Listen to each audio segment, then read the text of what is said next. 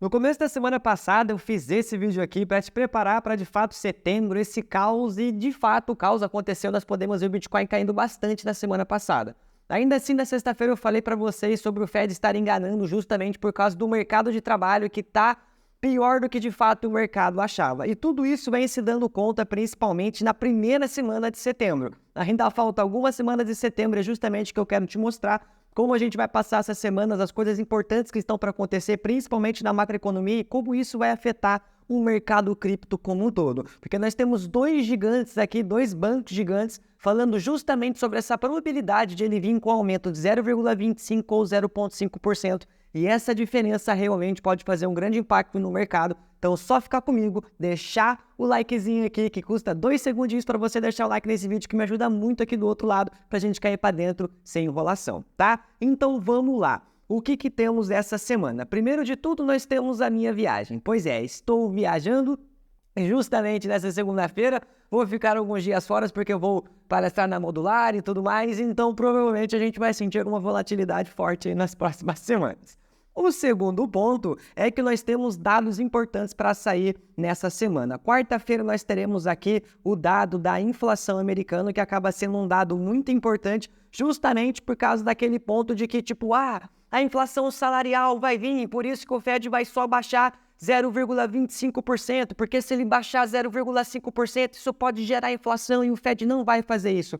É uma tese, mas quando a gente olha diretamente para a inflação, e eu já mostrei isso daqui para vocês, a inflação ela está no ralo. Ela quebrou justamente aquela tendência, aquele suporte que ela estava tendo aqui, ó, e veio buscar 1,84 break-even. A gente monitorou muito esse indicador, principalmente lá em 2022, quando nós estávamos surfando o bear market, que eu falei para vocês, ó, calma, break-even está caindo ainda, vai ter que ter mais ainda, inflação em baixa, só que ela está em baixa agora. Então é importante esse dado sair aqui para a gente, a expectativa é de 2,6%, de um salto de 2,9%, ou seja, uma queda de 0,03% aqui. Agora, vamos ter que esperar para ver isso daqui. Eu acredito que ela vai vir em baixa devido ao break-even estar sinalizando um ponto baixíssimo, até mesmo nos resultados prévios eles estavam mostrando baixo, e eu mostrei para vocês exatamente esse ponto. Então esse é um dado importante, mas eu acredito que dado o break-even, a inflação e o mercado de trabalho, né, um pouco mais complicado, eu acredito que esse indicador ele vai vir ok. Agora, na próxima semana não, no próximo dia, isso aqui é na quarta-feira e isso daqui é na quinta-feira, nós teremos os pedidos iniciais por seguro-desemprego, ou seja, isso também vai nos contar um pouco de como é que está o mercado de trabalho. De fato, nós temos a curva aumentando, o desemprego aumentando, isso aqui vai nos dar um indicativo do que pode ser esses pedidos iniciais por seguro-desemprego. E o Fed Balance Sheet, que é justamente um ponto, esse ponto aqui que eu trouxe até uma imagem para elencar melhor. Esse aqui é o balanço do Fed. Quanto mais expansão nesse quesito, melhor para os mercados, principalmente de renda variável. Então perceba que em 2008, quando nós tivemos, e toda vez que eles acabam apertando demais, percebe o que vem depois, essa alta. Então isso aqui foi lá em 2008, isso aqui foi aqui em 2020, e nós estamos justamente para reverter esse curso por causa de todo o cenário que provavelmente nós iremos passar, seja um soft landing ou seja a possível recessão. E aqui é que entra o corte de juros e essa briga entre os gigantes, que é justamente o quê? Nós temos aqui o Deutsche, eu não sei como é que vai pronunciar isso aí, o alemão, Deutsche Bank, é esse banco alemão, tá? Eles estão falando aqui que 0,25% não é uma coisa muito ruim para o mercado, justamente que, ok, o mercado está ruim, nós temos esses pontos negativos, mas nós temos aqui o GDP, que é justamente o PIB que eu tinha mencionado para vocês, ele está revisado para uma expectativa de 1,6, 1,7 para o próximo ano. Não mostra PIB negativo, pelo menos não ainda. Agora, o que ele caracteriza também, aqui nós entramos no TS Lombard, que é justamente aqui um outro ponto importante para a gente ver, eles dizem que o Fed vai aumentar em 0,25%, mas eles não deveriam fazer isso. E eu tô mais com esses caras aqui do que com eles, porque o Fed já errou a mão, na minha visão, em ele não deixar essa baixa de juros lá em julho, justamente porque ele vai ter que acelerar um pouco mais o processo agora para não jogar a gente para uma recessão. Então o que o TS Lombard fala aqui é que se eles não baixar mais do que 0,25%, nós vamos ir para uma recessão depois de 3 semanas. Agora, o outro fala que é 0,25%. O Goldman Sachs diz que não tem como, nós estamos em recessão, a gente vai enfrentar essa recessão. Agora, para onde a gente deve estar olhando, o que ele vai fazer, na minha visão, nos meus mais de 4 anos que eu acompanho esse cara nas reuniões dele, desde lá de 2020, desde o mercado tradicional, eu já acompanhava esse camarada. Olhando aqui o GDP e o PIB, continua com perspectivas positivas. Olhando o ciclo da manufatura, que dá um sinal bearish aqui, que é justamente nessa parte negativa. Mas depois que nós temos um período negativo, o que vem depois? Um período positivo, são ciclos, tá bom? Justamente quando nós tivemos aqui, depois tivemos o nosso bull market em 2021. Tivemos nosso bull market cripto lá em 2017, onde nós atingimos o pico e depois viemos surfar no bear market em 2018. Então esse ciclo tá para se reverter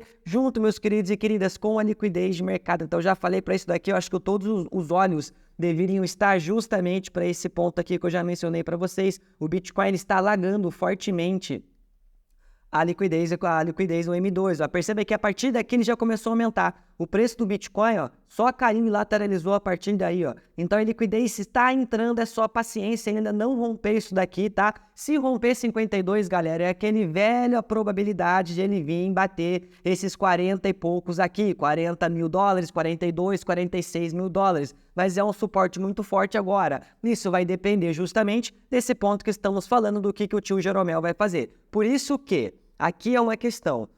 Dado que outubro não vai ter, presta atenção, dado que outubro não vai ter reunião, ele provavelmente vai fazer o que ele sempre fez em meses que não tinha reunião posterior. Nós vamos dar aqui um 0,25%, porque nós ainda não temos dados econômicos o suficientes para nos dizer como é que a política monetária está indo. Temos a questão da inflação, o mercado de trabalho, nós precisamos de mais dados, por isso que eu vou deixar aberto aqui a possibilidade de baixar mais os juros lá em novembro, mas nós precisamos ter uma clareza maior agora em outubro. Marque essas palavras, deixa o like aí, vai, fala sério.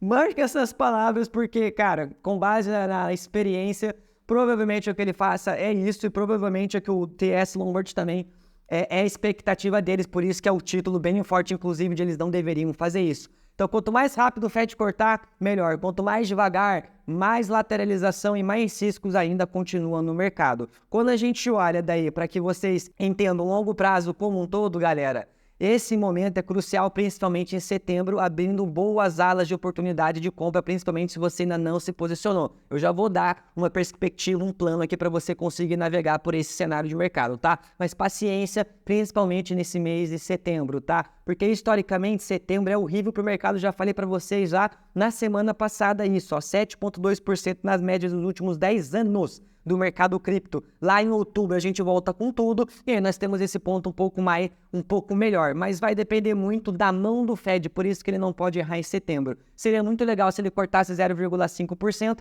mas devido aos últimos dados o mercado já meio que reprecificou isso, por isso que o Bitcoin voltou a cair também. Essa faixa de 52k é muito importante. Mas, querido Jeremy Powell, eu falei pra vocês, se você tá vendo esse vídeo, meu querido, dá uma apertadinha mais na mão aí, porque é necessário, tá sendo necessário, tá? Então a gente vai ter que esperar esse corte, mas as expectativas dentro do mais realista possível, sem fogo, sem pan, é 25% com uma postura dovish, uma postura de que ele vai poder acelerar nos próximos meses. Então, marque as palavras que eu falei para vocês aqui. Dado esse cenário, meus queridos e queridas, nós estamos em extremo medo no mercado cripto. A última vez que nós estivemos no extremo medo no mercado cripto foi aqui, ó. Foi aqui, meus queridos e queridas. E aí é que eu falo, foi o momento antes do rally maior, que foi exatamente, praticamente lá perto do fundo do mercado. Estamos no extremo medo novamente. Então, para fazer o nosso querido investidor Warren Buffett, compre quando todos estiverem com medo e venda quando todos estiverem eufóricos. Então, para mim, essa é uma zona de oportunidade para fazer o DCA. Lucas, eu não sei o que fazer, eu tô fazendo mais dinheiro, mas ainda tô meio assim, tô com medo, tô pan. Aquilo que eu falei, foco na liquidez de mercado, porque isso aqui já voltou a aumentar, teremos o balanço do Fed também, e esses dados, e cara, não tem vergonha nenhuma em não fazer nada. Por quê? Olha o que a BlackRock está fazendo aqui. Enquanto todos os outros fundos estão alfaçando, a Fidelity vendendo 2.600 bitcoins, 2.800 bitcoins, 1.500 bitcoins, dia após dia, junto com a ARK aqui vendeu 134.